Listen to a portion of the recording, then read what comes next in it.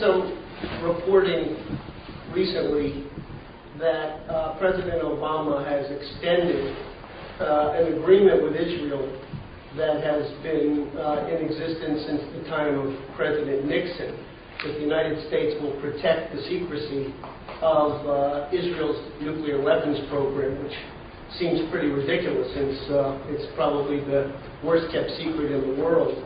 Helen, this is my inaugural moment here. I'm really excited. Mr. President, do you know of any country in the Middle East that has nuclear weapons? With respect to nuclear weapons, I don't want to speculate. What I know is this, that if we see a nuclear arms race in a region as volatile as the Middle East, everybody will be in danger. And one of my goals is to prevent nuclear proliferation generally. I think that it's important for the United States, in concert with Russia, to lead the way on this. Okay? All right. Sam. Helen Thomas asked Obama at his first news conference if he knew of any country in the Middle East which possessed nuclear weapons. He said he didn't want to speculate. Senator, do you know of any country in the Middle East that has nuclear weapons? I'm not free to comment on that. You're on the... Sir, is it worth not paying for and losing a war in Afghanistan, a country with such proximity to Pakistan? Well, he asked about the Middle East. Pakistan clearly is a nuclear power. Why can you not say that Israel is a nuclear power, Senator?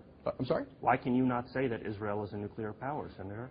I basically think it is, but I'm not somebody that's privy to all the details on that. Okay. Pakistan clearly is, and that's why Pakistan concedes that, admits that. Do you have an estimate as to how many nuclear weapons Israel would have? I do not. On health care, foreign policy question then. On Helen Thomas's first question to Obama was about nuclear weapons in the Middle East.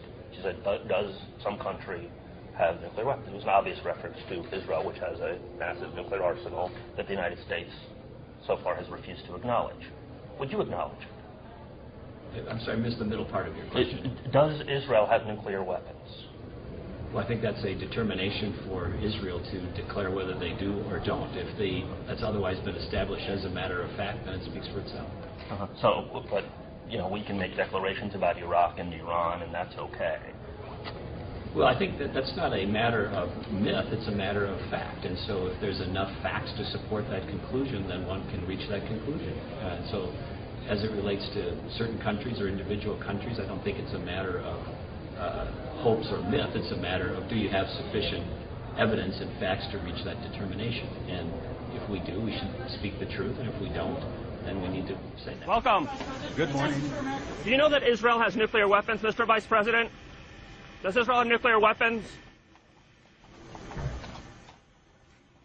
Scott Wilson, Washington Post. Where's Scott? There we go. Thank you, Mr. President. You have spoken often about the need to bring U.S. policy in line with its treaty obligations internationally to eliminate the perception of hypocrisy that some of the world sees toward the United States and its allies. In that spirit and in that venue, will you call on Israel to declare its nuclear program and sign the Non-Proliferation Treaty? And if not, why wouldn't other countries see that as an incentive not to sign on to the treaty that you say is important to strengthen? Well, Scott, initially we were talking about U.S. behavior, and then suddenly we were talking about Israel. Let me talk about the United States. I do think that as part of the NPT, our obligation as the largest nuclear power in the world is to take steps to reducing our nuclear stockpile. And that's what the START Treaty was about, sending a message that we are going to meet our obligations. As far as Israel goes, I'm not going to comment on their program. What I'm going to point to is the fact that consistently we have urged all countries to become members of the NPT.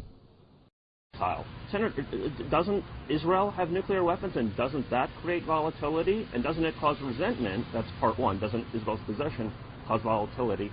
And part two, doesn't the U.S. cause resentment by not acknowledging it? The U.S. government has never acknowledged that Israel has an active nuclear arsenal, which it does.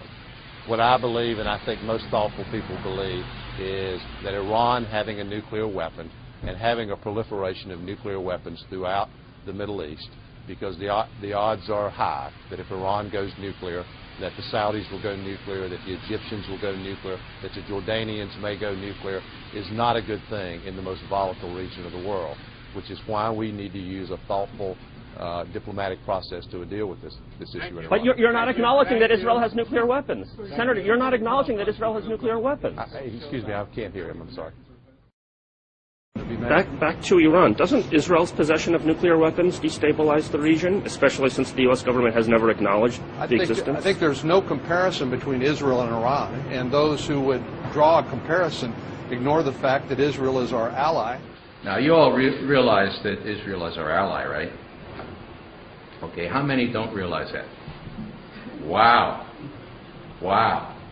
Folks, I got news for you. Israel is not our ally. Look it up in your Webster's. Here's what Webster says. Ally, a sovereign state associated with another by treaty. There is no treaty. Now, one of the congressmen we were briefing last night said there should be a treaty. Well, you know what, folks? We sounded the Israelis out on that 30 years ago. We said, how about a treaty? That would make you feel so secure, being in treaty relationship with us. Maybe you could give up the occupied territories. You know what the Israelis said? Thanks, but no thanks. We got the equivalent of a treaty. You know, you call us an ally anyway. And, you know, treaties require clearly defined international boundaries. And the Israelis didn't want any part of that. Okay? So, let's be aware of the rhetoric. Let's be aware that these things are realities. One of the congressmen said, well, it doesn't matter that there's no treaty. Well, I think it matters. I'm sort of a strict constructionist on things like that.